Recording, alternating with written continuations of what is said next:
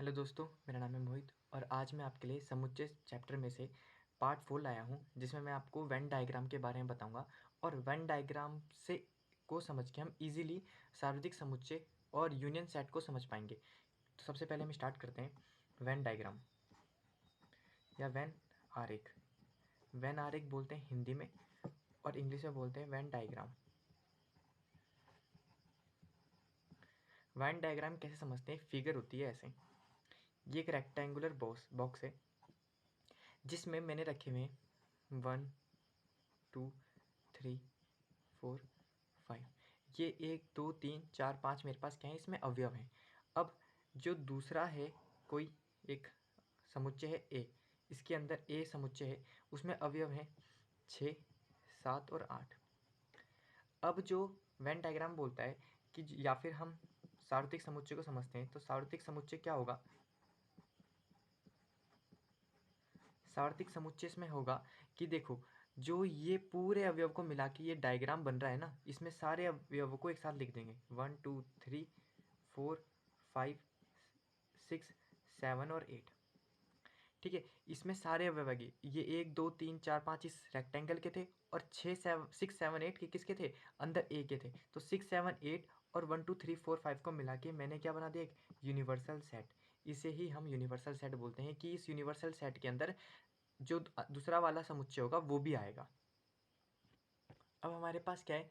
Union of set यानी समुच्चय का सम्मिलन। जो यूनियन ऑफ सेट होता है, ये किसी भी दो समुच्चयों के बीच में हमें संबंध बताता है कि जैसे इसका जो सिंबल होता है ये ऐसा यू होता है। ठीक है, अब जैसे मैंने बोला कि जो ए है वो है 1 2 3 और 4।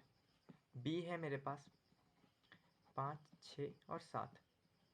अब इसे वेन डायग्राम से कैसे समझते हैं? क्या ए यूनियन बी क्या आएगा हमारे पास? तो इसे हम पहले वेन डायग्राम से समझते हैं। वेन डायग्राम में ये होता है कि जैसे मैंने बोला कि एक रेक्टेंगुलर बॉक्स है, इसमें मेरे पास एक क्या है? एक समुच्चय और दूसरा कौन सा है?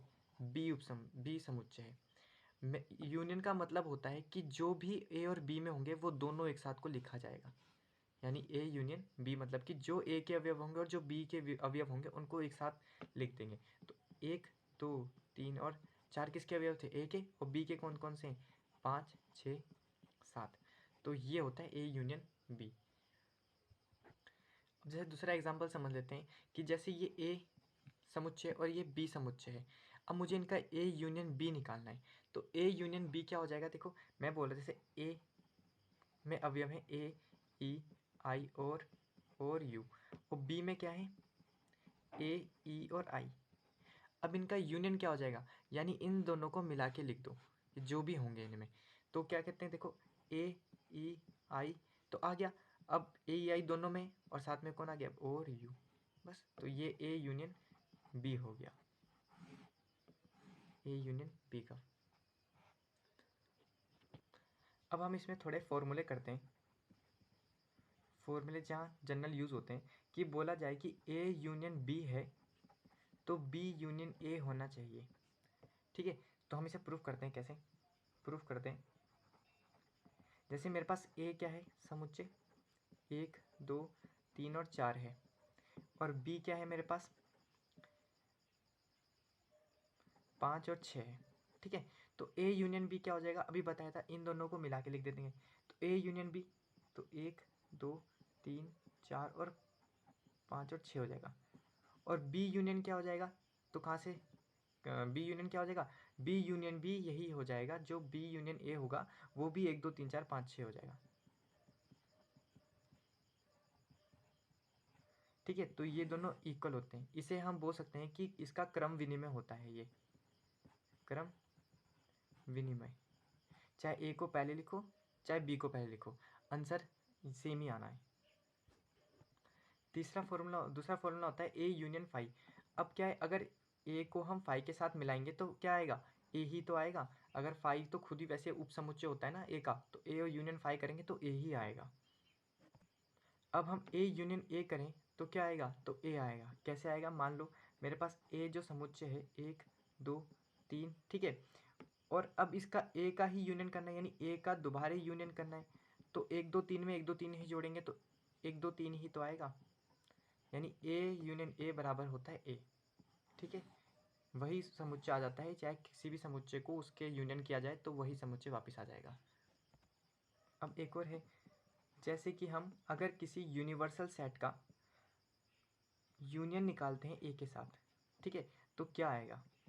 मान लो कि मेरे पास यूनिवर्सल सेट जो है यू है, मेरे पास 1 2 3 4 5 6 और 7, और जो मेरे पास ए है वो मेरे पास है 1 2 3 और 4।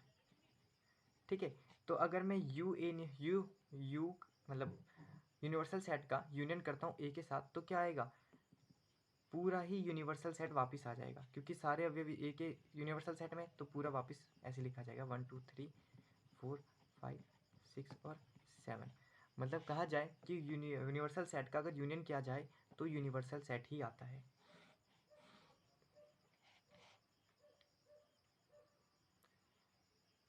अब ये थे आपके जनरल फॉर्मूले जो हम यूनियन सेट से समझ सकते थे। अब हम पढ़ते हैं समुच्चयों का सारनिष्ठ, यानी कि इंटरसेक्शन ऑफ सेट। तो समुच्चयों का सारनिष्ठ, इसे इंग्लिश में बोलते हैं इंटरसेक्शन ऑफ सेट। ठीक है, इसका जो सिंबल होता है किसी भी दो सेट के बीच में दिखाने के लिए, इसका सिंबल होता है कैसे, ऐसे। ठीक है, उल्टा यू, इसका जो सिंबल होता है उल्टा यू होता है। ठीक है, अब जैसे मैंने क्या बोला कि मेरे पास दो सेट हैं, दो समुच्चय हैं। पहला ए है मेरे पास 1 2 3 4 5 और 6। ठीक है, और जो मेरे पास बी है वो मेरे पास है 2 4 और 6। अब मुझे इनका ए इंटरसेक्शन बी निकालना है, तो इसे वेन डायग्राम से समझते हैं। तो हम क्या करेंगे कि हमें पता है कि इंटरसेक्शन मतलब कि कॉमन पॉइंट, यानी कॉमन पॉइंट मतलब कि इन दोनों में जोन से अवयव कॉमन होंगे हम उनको लिख देंगे।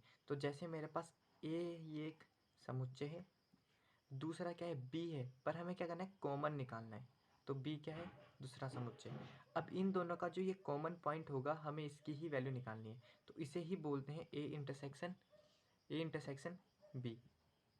अब देखो ए में और बी में कॉमन कॉमन डिजिट नंबर छाड़ लो, अवयव छाड़ लो, तो 2 और 2, यानी पहला आ गया 2, फिर 4 और 4, फिर ये 4 लिख दिया, फिर 6 है, यानी ए में भी 6 और बी में भी 6, तो 6 आ गया।